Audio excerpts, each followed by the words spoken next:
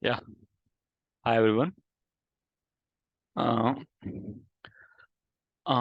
Today I just want to discuss about UPSC because like I have seen like a lot of in social media they are just posting like we got this rank and this much.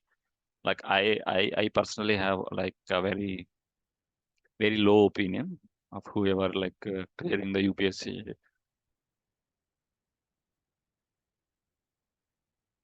and these things. Um, but I never thought like the standards would go this low.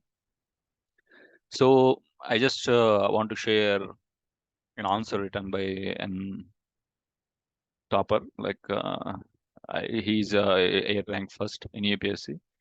Um, I think we should go into content rather than me bashing about those kinds. Then you'll understand like what I'm talking about. Yeah. Uh, hmm. So the question was, a mind all logic is like a knife all blade. It makes the hand bleed. That was it. Means basically they were um, telling that a logical mind is like a knife which can cut both ways. So they have to write things that justifies these concepts. They can take any historical record on these kind of stuff. So let's go through what the best candidate of UPSC wrote. These are not like mediocre. This is the best candidate. Like this is the best version of what we can get. Okay. The answer was in the 1940s, the World War was at its peak. The initial statement itself is false. World War II started on September 2nd, 1939, and it continued all the way up to 1945. We call it World War because most of the European countries has European and most of the countries participated in the war on one side or the other. In 1940, it is not a global war. The war is still stick to Europe, and there was Japanese invasion of China, but that was considered a war between two nations rather than it didn't spill over to other nations. And also 1940 is relatively a peace year when compared to the other years of the World War. Let me explain why. The wars that are fought on World War II till Nazi invasion of Soviet Union followed this concept named Blitzkrieg. Blitzkrieg means you should not prolong the war. You should be able to destroy the enemy's ability to make war in a quick time so that you will have maximum gains from the victory. So this was the concept. September 2nd invasion of Poland started and it ended all by the time the December came, it was all like finished. There was skirmishes internally, but those cannot be considered as a war, a state of war. It is just a state of insurgents. So on 1940 May 9, the Germany took to another side and invaded France. And it also took 6 weeks only. It's not a big war. And also the casualties are minimum. It's not like huge losses like World War One. And the rest of the year it was almost peace. There was no like huge battles that were fought. The battle went global only when Nazi Germany invaded Soviet Union on June 21st, and Japanese bombing of Hiroshima and Nagasaki occurred on December 17th, 1941, I guess.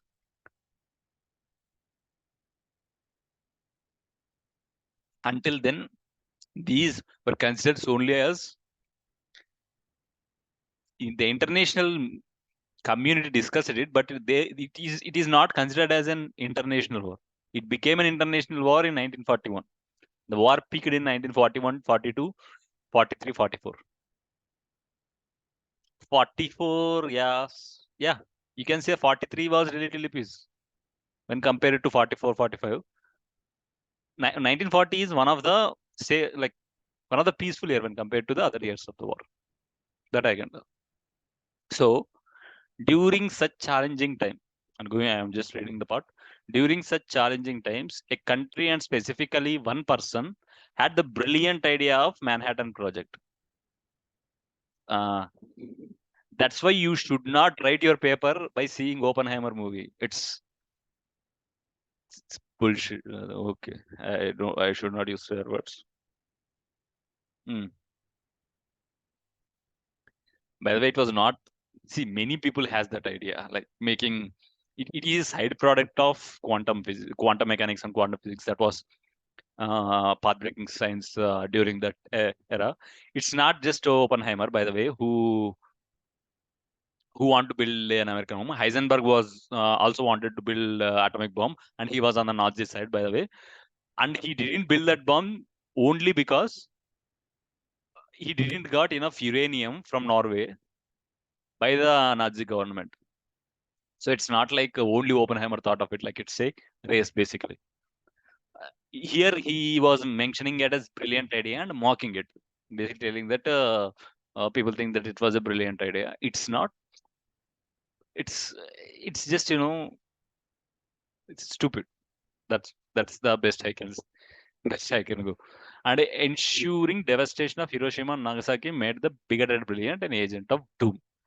S- it's just insanely stupid statement, because if you study any decent historian, he will always say, ask him this question: does dropping bombs on Hiroshima and Nagasaki has reduced the overall death count of American Japanese war? They'll say yes. Maybe in future, like it may have some devastating effects, but the Japanese surrendered because of two bombs, and there was another issue, another thing also. Like it will go. If I talk about it, it will take 1 hour. So to justify it, I'll just say one thing. Like if you study the Battle of Okinawa, all the battles that was fought by Japanese and the American army were fought on the Pacific. Most of the battles were fought on the occupied land of Japanese occupied land. Like for example, Midway. During the Battle of Midway, when the destroyers of the Japanese army, when carriers of the Japanese army were destroyed, it was almost the end of the Japanese navy. So the entire brunt will fall on the army only.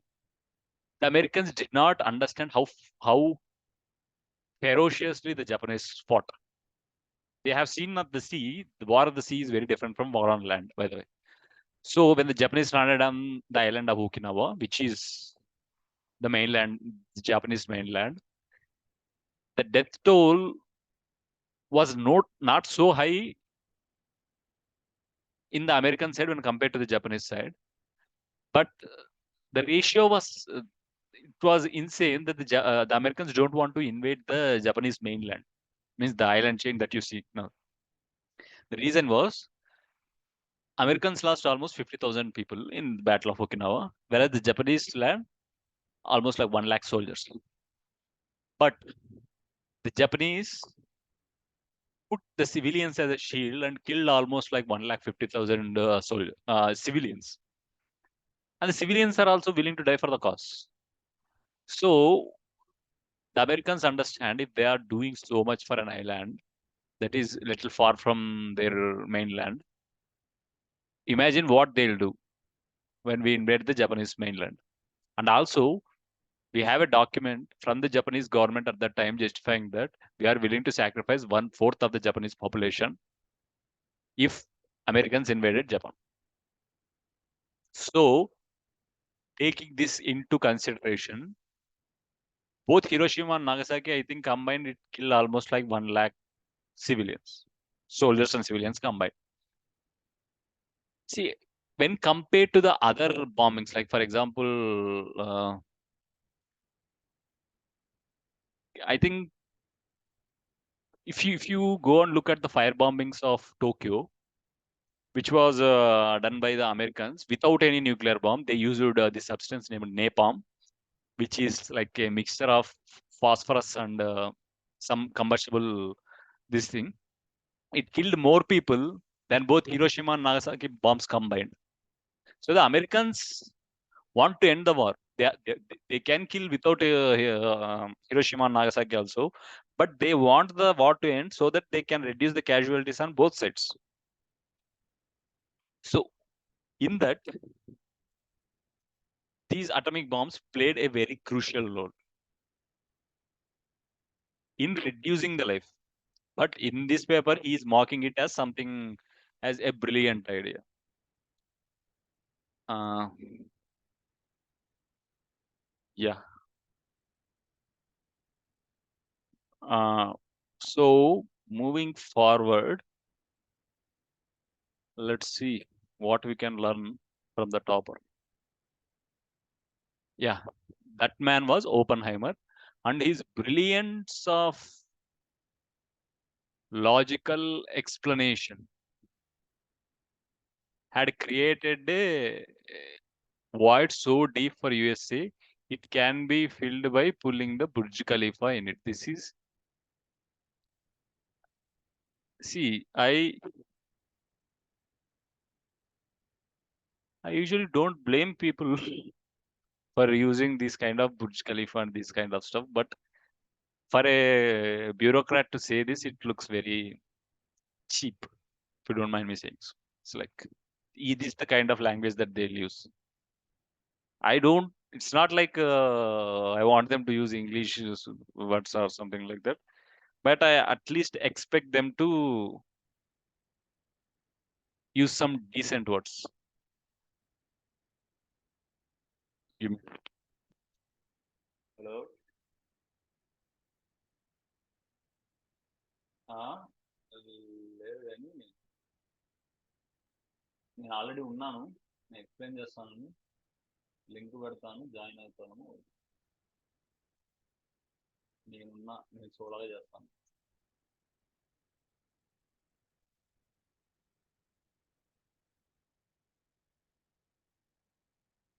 లేదు నేను పెడతా ఉండదు కొంచెం 1 minute పెడతాను.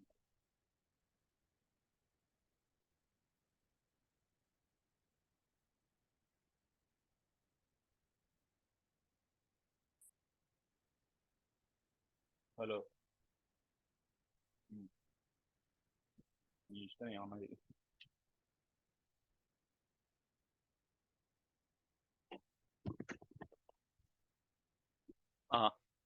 Yeah, moving on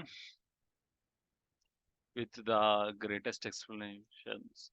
It's just, sometimes I feel like, how can uh, the people who we think are brilliant are so stupid. Yeah. But anyway, moving ahead, mm, the man was Oppenheimer, and his brilliance was brilliance of logical exposition has created a void so deep in a this is a bullshit statement. It need not even be justified by any explanation.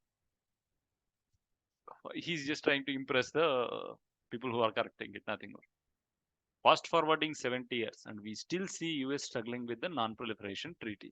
He just missed 70 years of history and just came to today and think that it is all the nuclear proliferation is a failure. If you go to 1950 Korean War, it did become a global war because of nuclear weapons. Vietnam War didn't become a global war because of nuclear weapons. And there are so many conflicts that arised in these 70 years that has a potential to turn into a nuclear world war, but didn't because of nuclear weapons. Now, if you see the island chain, for example, South Korea, North Korea, Japan, and Taiwan, uh, for the most part, see, the nuclear deterrence worked, and because of that, only the Chinese are not willing to invade any of these countries despite being so powerful. Now, so he just fast forwarded 70 years and is not willing to consider the good things. I'm not saying good things, but the things that nuclear weapons has done to ensure that the local wars doesn't turn into a global war. He just skipped the 70 years of the history and saying that it is a failure because there is this issue, nuclear deal issue in Iranian nuclear deal. It's it just tells like how little consideration is given to facts and how much consideration is given to rhetoric. And for let's give this example. Like there was an enmity between Iran and Bahrain. Bahrain was always considered as Iran always considered Bahrain to be the part of it. If you see Bahrain, it was a very small nation in the Arabian Peninsula. Now, can you give me a reason why Iran didn't invade Bahrain?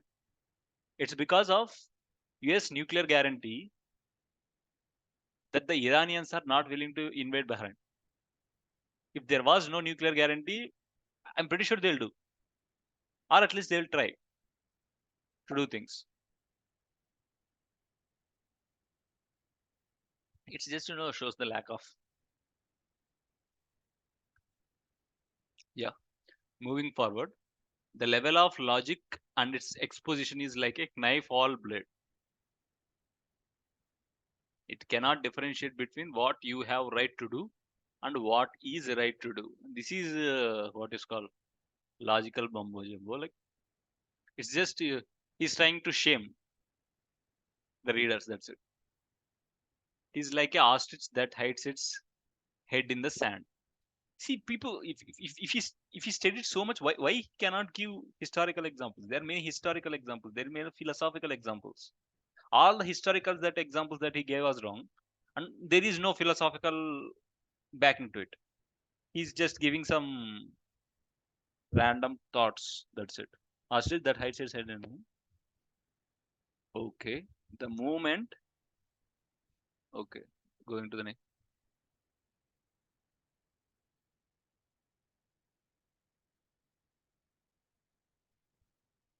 The moment light of wisdom is shown at it. I don't understand what this is. Uh, okay, there is a lot of things that a mind or logic is very good at cost benefit analysis. Okay, that's what the it was supposed to do, right? What?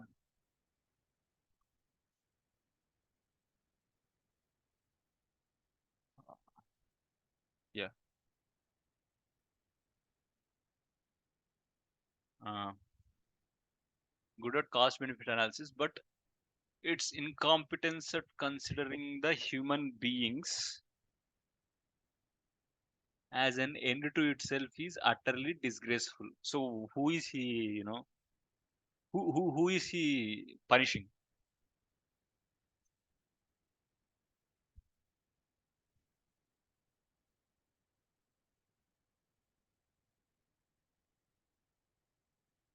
Okay, okay, understood.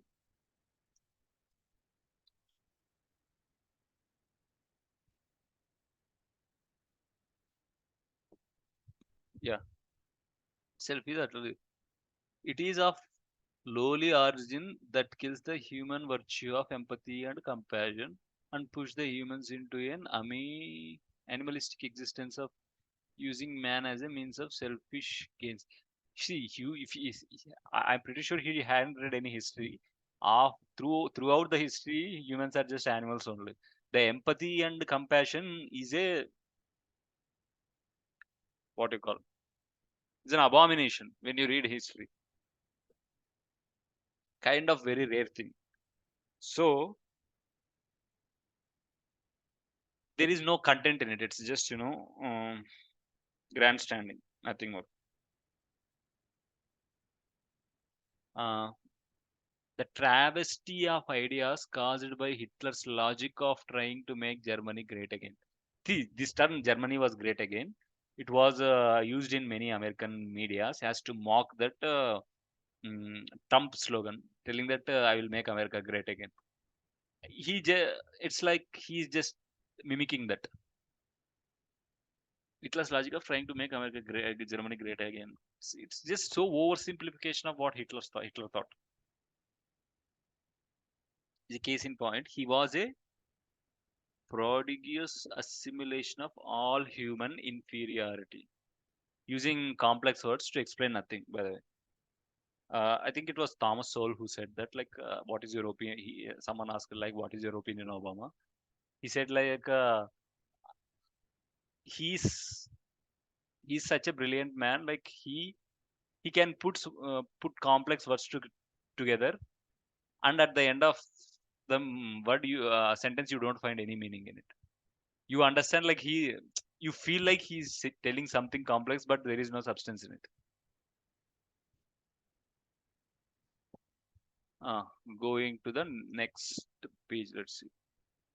uh, and using the German emotions for his own psychopathic ambition of dominance.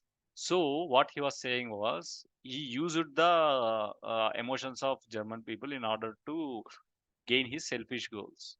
I don't understand how. There is this symbiotic relation between the German people and Hitler. So that's why Hitler came into power. It's not just no fault of the Hitler. There are a lot of things that are moving in Germany that made Hitler what he is. Most of the people think that all the evil people are born evil. It's not the case. Like, the circumstances have a lot of role to play, and he's just oversimplifying, telling that Hitler is some kind of uh, Satan coming on top of Germany in order to make it. Like, there is so much historical context to it. Yeah, he is evil, but just making these small statements doesn't doesn't emphasize anything. His conviction in his logic did more harm to humanity than any illogical being could have done. Now, what makes the writer think that Hitler is logical? He didn't give an explanation why he thinks Hitler is logical. Now, what is the so basically what the writer is saying, that even though you do logical things, you will turn out to be evil. He described Hitler as evil guy. So logic will make people evil. So what people should do? Should they follow illogic? What is the alternative? He didn't mention anything. He just said that logic will lead to evil. That's it. What kind of logic, he didn't mention. Okay. Eventually, the iconic picture of Jewish lady running away from treacherous German kids will with horror in her eyes fills our heart with grief, thinking about entire generation losing the virtues of love and compassion. Okay. Now, okay. The Rosetta, the Rosetta idea not just deny human emotions their rightful place, but also obscure our view of reality. All logic so far has convinced us that giving equal this thing this was like crazy. All logic so far has convinced us that giving equality of opportunity with freedom, okay, with freedom of choice to women, would lead to the equality of outcome too. However, on ground realities refute such rational arguments made from an ivory tower. He, who is he quoting? I don't understand. Who is he quoting when he's telling that equality of opportunity will give equality of outcome? Where is he quoting from? Is he quoting from Communist Manifesto? Where? See, the American Constitution never said that equality of outcome will come. You cannot take communist standards and apply it to the world, and you cannot take communist standards and call it logic. Now, what is the logical pathway telling that equality of opportunity will give equality of outcome? Okay, men are given equality of opportunity, right? But you don't find equality of outcome. So by logical conclusion, you will not also find in women that why is this statement logical in the first place? It is an illogical statement only. Going to the next, the Scandinavian countries who have gone the farthest for gender equality show the women in science, technology, math actually decreased from 40 to 29% in past 4 decades as they ramped up their effort for equity. Okay, this is a true statement. I don't have a problem with it. But how does this relate to the question? How does this relate to the logical thinking? What is the logical thought behind giving equal opportunity will give equal outcome? Nothing. But he is just strawmanning things and beating this. Such a figment of imagination created by logic ignores the inheritance difference that any two humans have. Okay. It is simply not possible to treat the humans as some data points and an Excel sheet and expect to get the calculations. Okay, I understand.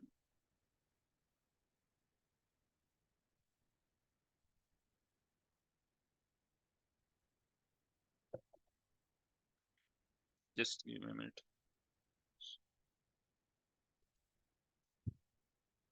This figment of imagination created by logic ignores the inheritance difference that any two humans have. It's simply not possible to treat so data points. Okay, this is true.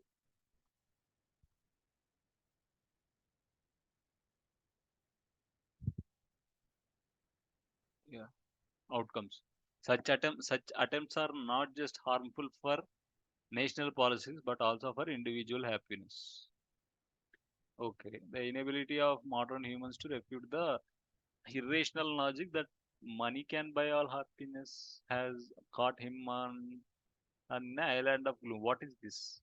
What does this have to do with logic? It's- It, it is not even relevant now. He's putting some random facts and giving us lectures now. Relationships have become contractual and materialistic ostentation has become the goal of life. Okay. Is he talking about society? In all the paragraphs, he didn't, the historical things that he mentioned were wrong. And he is quoting some true statements and trying to connect it to the question, which both are not related. All such attempts ignore the elephant in the room, which has always been triumphing that trumpeting that real happiness comes not from some hoarded bundles of cash, but by slipping your freshly brewed coffee while listening to sound. These hoarded bundles of cash will be there in his locker room after he became an UPSC officer. By the way, that coffee will not be made by him. Some servant will come and give him coffee. No, he is talking about these things. Hoard of cash and Guru Shad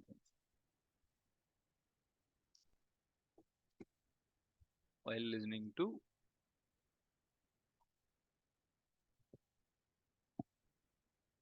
just give of your loved ones, sound of your loved ones. Okay.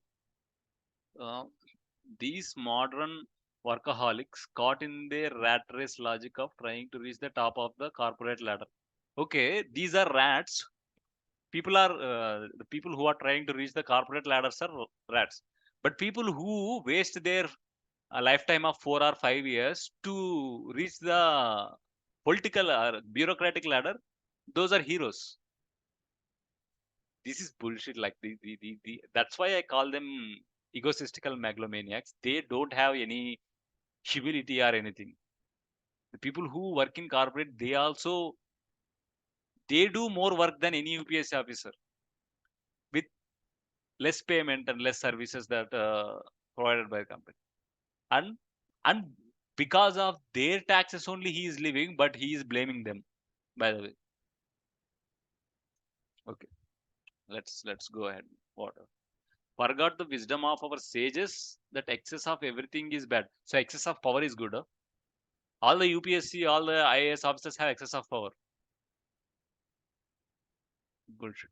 Okay, is bad. And it is said it takes more than intelligence to act intelligently. He read some books, he read some Instagram quotes and putting those Instagram quotes in the answer. And people who are correcting this think that, oh my god, this is a brilliant idea. Where is the logical explanation? Where is the philosophy in it? Where is history in that? At least he's not giving examples. He's not quoting anyone. At least if he had quoted from someone, you can consider it as legitimate, right? You can consider, okay, this he has know something about this person. These are all Instagram quotes. If you scroll through Instagram, you can find that. Why do you need to prepare for UPSC for this? Yes. Wisdom allows the ostrich to take its head out of the sand and face the storm. Get up. by flying above the clouds like an eagle. Huh? When did ostrich become an eagle?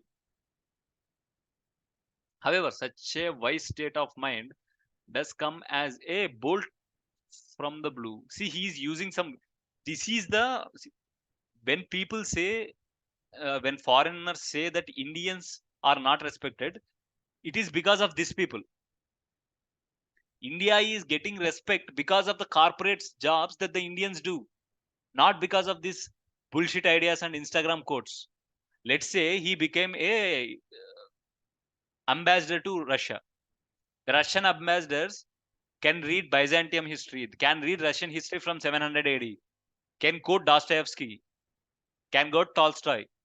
Now, what is he doing? He's quoting Instagram, and he is the first ranker.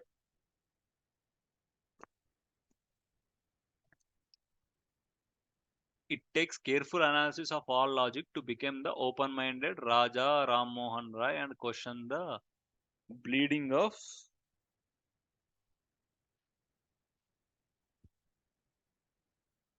women due to the ill-informed customary logic of sati being a proof. I understand. Like let's go to the historical context of sati.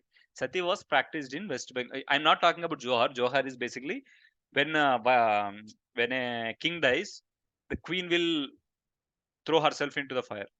Here, the sati, I'm only talking about when wife was forced or the wife is willing to go into the pyre of the husband. It was done mostly in Bengal. The cases were almost, I think, 3,000, I guess.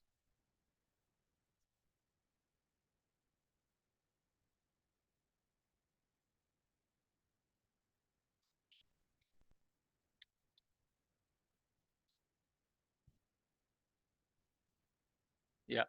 Johar is done not just when the king dies, but there are other issues when the invasions are happening. But this was done voluntarily. The queen, I, yeah, see, mostly, where the sati is a forced practice. It was mostly located to West Bengal, present day West Bengal. So the cases were around 3,000, which for a population of India is less. When you go to Europe during 16th century, in Switzerland, you can see villages, entire women in villages were burned down as witches. But he mentions sati. It's okay. I don't have a problem mentioning sati. But in the same sentence, he should also mention there are other practices, right?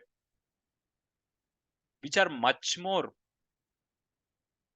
deadly than the practice of sati to women. And I don't have to mention what happens in the Middle East. Okay.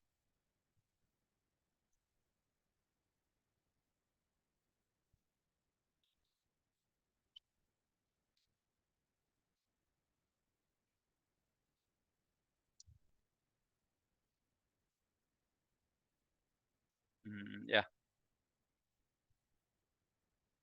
Okay. Women and her intentions.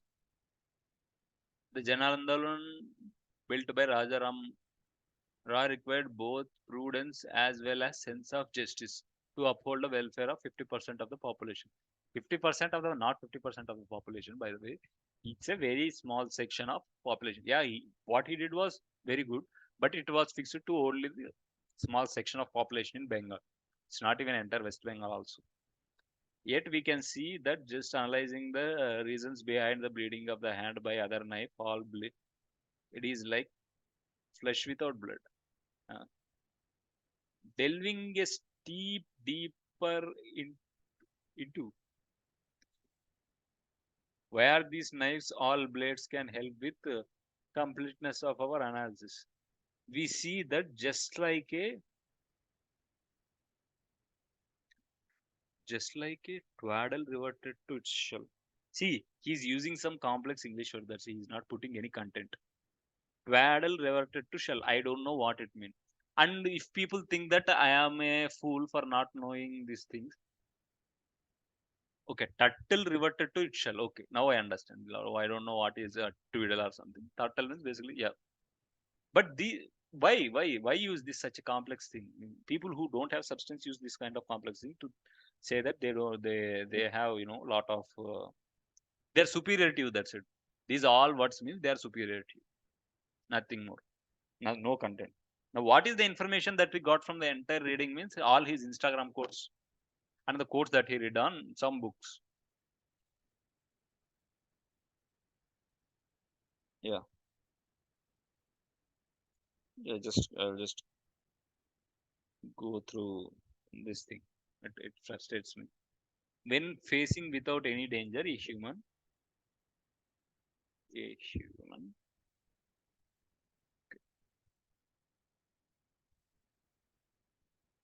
I'll just a human mind to prefers to sticks to its comfort zone and deny any new wisdom cogni- which could cause cognitive dissonance. Such a human mind is like a ship stuck at a harbor, where it is safe, but that it is not what it's meant for. Okay, okay. He's just saying that when there is no wisdom, it's like you will be static. You will not be moving anything. Like you will be gaining no knowledge. So similarly, the self-preservation instincts highlighted in the Darwinian origin of species. This is another kind of what you call misconception that the people have. The Darwinian evolution theory doesn't carry this preservation instinct. The first goal of Darwinian instinct is reproduction. The second is survival, food. They are taking the philosophy out of all these things and calling it preservation instinct. The, the main thing is not preservation instinct. The main thing is to reproduce and pass their genes. That's the main thing. The second things come food, which is not preserving, which is like gaining energy to live. Okay, preservation instincts. He could have said like the main instinct was passing genes, preserving their genes at least. It's not selfish, by the way. They'll know they'll not be alive. That's why they want to copy their genes. I don't know like what he thinks it is preservation instinct. Highlighted in the Darwinian origin of species. Pre- Prevents the person means anyone who knows like biology can correct me. I think reproduction is the main aim of means main causing factor of evolution, not food. Prevent the person from undergoing the fatigues of action for the goal of compassion. The bystanders, when an accident occurs, tends to think more about preserving their sanity from the legal burdens and less about the human touch of saving a life hanging in peril. And complex words. What is the historical context to it? Nothing.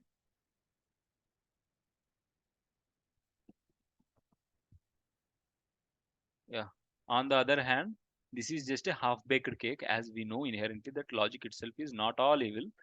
Be it the cost-benefit analysis of Bentham's utilitarianism or the launching of our diverse Chandrayaan 3, logic and rationality forms an essential component of human mind.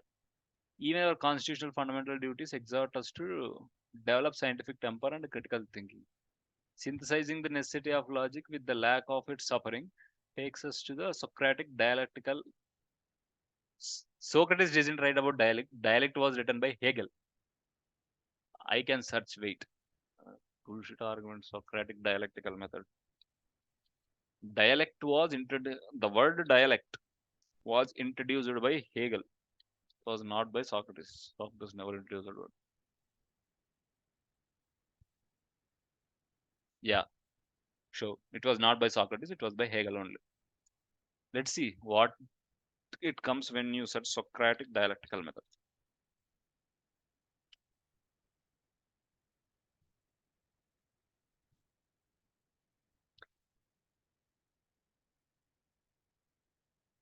It was like pre-applied. It was not when Hegel introduced dialect. Then they started applying that meaning of dialect to Socrates. Now, why he mentioned the Socratic dialectical method?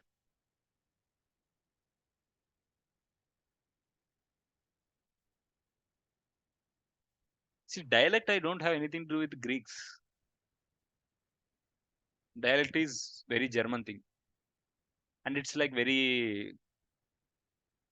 It will. I'll go more into philosophy, but dialect is not the kind of philosophy that people will follow. By the way, Socratic dialectical method of holistic character development via questioning. See, he could have easily written what Socrates has said, but he chose to write Socratic dialectical method, which is very fancy but has no meaning.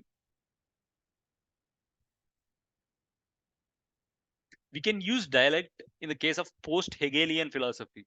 What's the point of using dialect in pre-Hegelian philosophy? Socrates didn't call it that.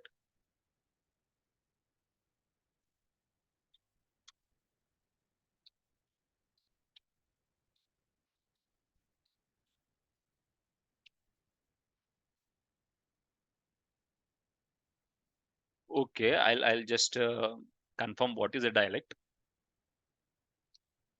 In English definition, it was given as something to find truth, which is not, because Hegel didn't think that truth is objective. Okay, he think that truth is a process of. There is no such thing as truth. There is no such thing as absolutes for Hegel. See, there are two things in Hegelian philosophy: synthesis and antithesis, and thesis and antithesis.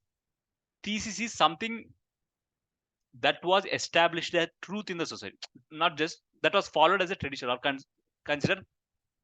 If, for example, let's say mm, Hinduism is a thesis of India. Means most of the people in India follow the thesis of Hinduism.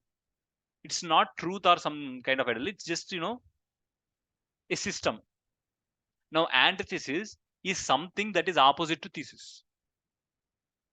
Now, when we put both the arguments of these things, a new thing will arise through synthesis. This process of mixing this thesis and antithesis is called synthesis. This mixing of these two processes produces synthesis, and mixing of these processes is called dialect. That's why it's called dialect too. Dialect is not finding truth. Dialect is mixing this antithesis and synthesis and finding a higher form of thesis. That's why I'll give you example, like Marxism is called dialectical materialism. Now, how does Marx explain history? He goes to earlier periods of human hunting and these kind of things. Now, when he comes to, he basically explains when he comes to towns, humans form two classes: slaves and masters. Now, slaves, by their inherent nature, knows how to interact with things, tools that masters will not have. Masters will only direct. So, after few generations, these masters and these slaves, who are thesis and antithesis, you understand, right? Like masters are free, slaves are not. You can clearly categorize two people. They fight and they produce other society. In this society, there will be feudals and subjects. There will not be masters and slaves. There will be feudals and subjects. Now, in this society, these feudal and subjects will become antithesis and synthesis. Now, they fight and produce another society, which is thesis. Now, the feudal and subject thesis will give rise to capitalism. Feudalism, this is the process of evolution in the dialectical materialism. Now, this capitalist has two classes: bourgeoisie, proletariat. These bourgeoisie and proletariat are thesis and synthesis of capitalist system. These two fight, and in this synthesis, it produces communism. The dialectical materialism that was defined by the Marx says that communism is the peak of this process of dialectical materialism, and there is no after communism or anything. But you can see in reality when you read communist Soviet literature or communist Maoist literature, they say the real communism is not achieved. Everyone will say that. All the communists will say that real communism is not achieved. What they mean was there are many stages of thesis and antithesis in between communism and capitalism, and we are exploiting it. That's why you see in every communist society there will be wars. They will find some category. Whereas in Soviet Union, for you find kulaks and non-kulaks. Kulaks are just people who own farms. They will always find these two categories to fight, and in order to produce synthesis. Now this become a very big lecture. Yeah, this is what the dialect means. Dialect is not finding truth. Socrates has no idea of dialect. The objective truth, according to Socratic philosophy, he there is no, there is, he always mentioned truth as a path. Maybe that was redefined as dialect. Dialect has nothing to do with Socrates, by the way. In Socratic writing, you will find that there is some higher truth, and people should move from this base truth to the higher truth. He didn't say we should fight to move that higher truth. There is no concept of thesis and antithesis in Socratic philosophy. Yeah, this why I told you this much, because Sushma asked. Yeah, but I don't think he knows this. I'm pretty sure. So okay, he wrote Socratic dialect because he had read somewhere in book, or some of his seniors has told you to write. That's it. Yeah, Socratic method of holistic. Okay, okay. We need questioning.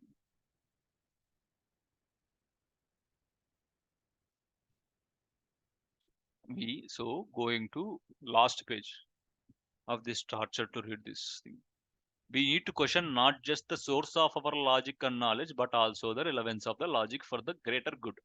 Such a holistic rational process has the ability to not just sustain humanity, but also the progress towards the higher order goals of self actualization. I don't know the meaning of self actualization, by the way. They may find some mumbo jumbo thing, but I don't. There is no philosophy behind that word. It's just, some word. Self actualization means realizing yourself. They can write realizing yourself, but they don't write self actualization. Okay. Because we are fools, we don't understand anything. They can write whatever they want.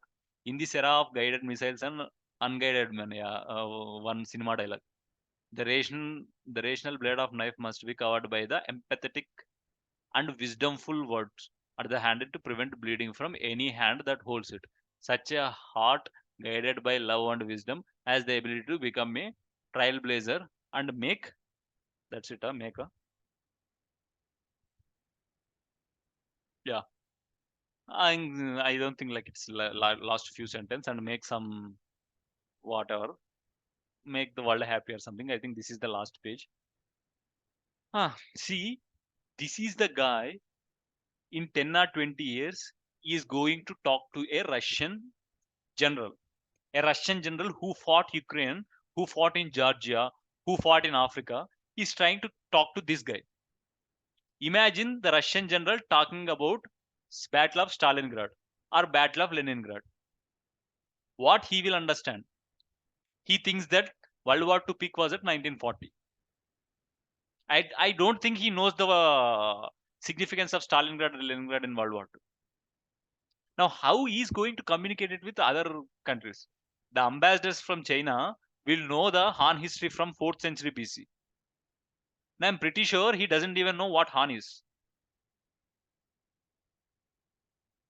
Now, you can talk, you can write this and impress the people who are correcting, but but to impress a foreigner, you need knowledge at least about your own country.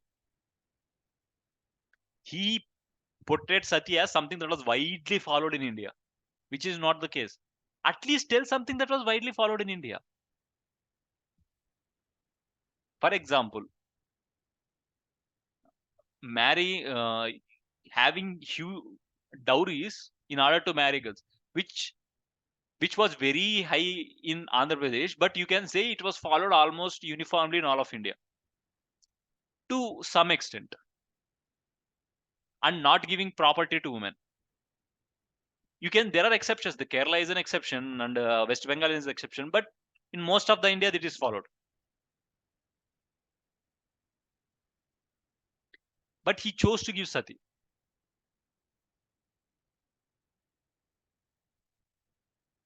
Yeah. So Sushma just asked me to write this same question. I will do, because that will take another episode. I want to complete it in 40 minutes. So in the 4 minutes are left. Yeah. When I say, like, these the, these kind of people will in future become secretary and talk to Israel, Russia, America, China, and Japan, who has centuries of history, military history, cultural history, and the ambassadors who know that history and who can speak that history. Now you can say these complex Instagram quotes to them. It doesn't mean anything to them. They need substance. That's why you will see no Indian ambassador is respected. In 1946, when Israeli and Palestinian war is happening, everyone either supported Palestine and Israel. Now, when Indian ambassador wrote a letter telling to Israel and Palestine to basically stop the war, the Israeli prime minister doesn't even care about reading it. He just throw it away, because that's how much the Indian ambassadors are valued. Now it increased a little. I don't know whether increased or not, but I guess it increased. But that's how much Indian ambassadors has value in foreign countries, because of this language, because of living that love and peace. They don't talk anything about geopolitics. They don't talk about historical events. They think they are the kings. It's like egotistical people writing about things, people who don't understand. They don't talk in a historical context. They don't understand they are also a product of history. They are playing this part in history. They inherent this nature, like this state of history, and they have to move forward. They think that everything will start from them only. Now read this paper again if you are willing to. It just feels like he is the creator of the universe and he is writing this thing. It's not. You are born in history and you should continue that history.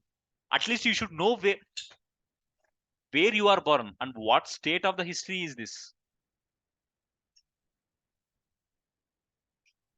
Yeah, it became a rant kind of, but reading this thing is something that frustrates me, because it is coming from UPSC Air Rank 1. This is the best India can offer.